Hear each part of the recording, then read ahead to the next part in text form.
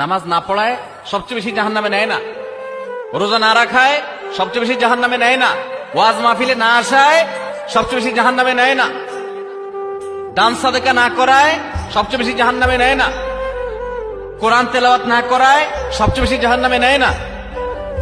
তাহলে কিসের সবচেয়ে বেশি জাহান্নামে নেয় মানুষকে? সুইলা রাসূলুল্লাহ সাল্লাল্লাহু আলাইহি ওয়াসাল্লাম আন আকসারি মা ইউদখিলুন নাস আন-নার, মানুষকে সবচেয়ে বেশি জাহান্নামে নেয় কোন জিনিসে জিজ্ঞাসা করা হয়েছে। নবীজি বলেছেন দুই জিনিস, আল ফামু ওয়াল ফারাজ, মানুষের জিহ্বা, মুখ এবং লজ্জাস্থান, এই দুইটা অঙ্গ মানুষকে সবচেয়ে বেশি জাহান্নামে নিয়ে যায়। সবচেয়ে বেশি জাহান্নামে নিবে এই দুইটা অঙ্গ। নামাজ পড়ে, দাড়িও আছে, কিন্তু ফেসবুকে তলে তলে জেনা করে, চ্যাট করে, এটা তো জেনা। মানে সে কারোর প্রতি আসক্ত, হারাম রিলেশন হয়ে গেছে, এটা মহামারীর আকার ধারণ করে। সবচেয়ে বেশি মানুষ জাহান্নামে যাবে এই পাপের কারণে, অপরাধের কারণে।